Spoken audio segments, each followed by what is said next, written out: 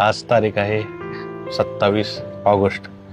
बैलगाड्या क्षेत्रातील एक काळा दिवस आज उजडला 2 वाजता.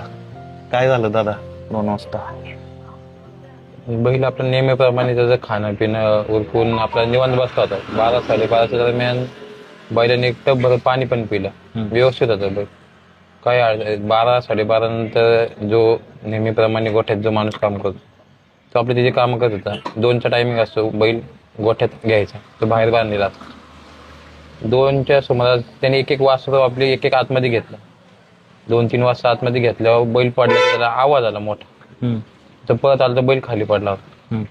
त्याला काही सुचत नाही. त्यांनी दुसऱ्या संतोष म्हणून आपला एक हॉटेलवरचा मुलगा आहे त्याला बोलून घेतलं. संतोषचा विचारलं काय. संतोषने त्यांनी बघितलं बैल उठण्याचा प्रयत्न करत होता. बैल एकदा उठला आणि परत खाली पडला. जसा बैल खाली पडला तसं बैलांची त्याचे प्राण सोडले.